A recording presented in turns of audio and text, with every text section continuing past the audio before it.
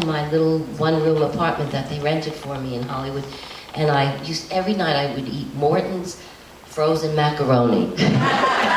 and I would go to bed, and I was so tired, and I kept thinking I wanted to go home, and I finally one day, halfway during shooting, and George Stevens had very bad ulcers, and essentially that's how he passed away.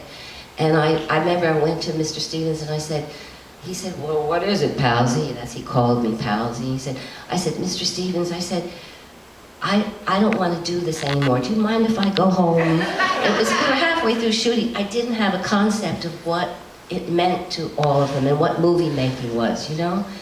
So he said, now what's the problem? And he sat and talked with me, and he was so good and knew how to manipulate me.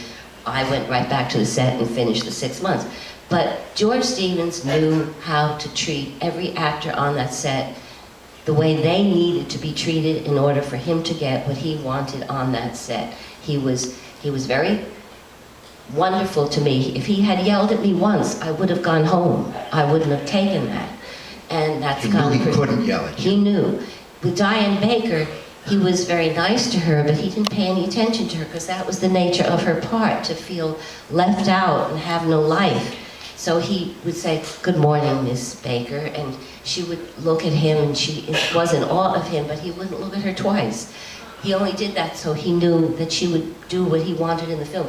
With Shelley Winters, Shelley was wonderful, and she won the Academy Award for the movie, but she was very difficult and terrible sometimes, and he would say, Miss Winters, he said, what did you do in your dressing room after we rehearsed that? He said, you were very good in the rehearsal, but you did something in there that changed it.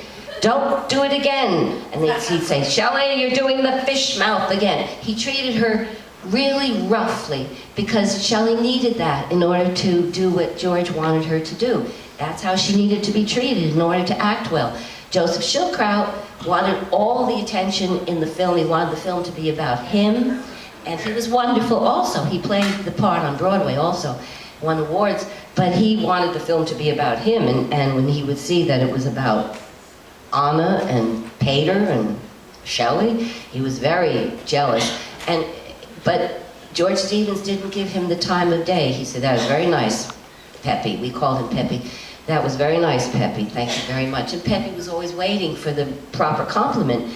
But Peppy needed to be treated that way in order to keep forging ahead and doing it right. That was the very Germanic way. With Shelley Winters, she can overact like mad. And in this performance, she doesn't overact. He must have sat on her and got her to tone it down. Every single day. Tone it down. Yeah. At one point during the Hanukkah scene, I was nervous. I was not an extroverted person, believe it or not.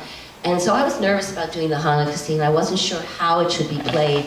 And during the rehearsal, that was probably the only rehearsal that we did that I was unsure of how it should be. And Shelley, we did the rehearsal, and George said, all right, go to your rooms, put your costumes on, and come back. And Shelley goes, come on, honey. And she took me to her room, and she said, here, drink this. She got me drunk. And we went back to the set, and George said, Miss Winters, what did you give Miss Perkins whatever?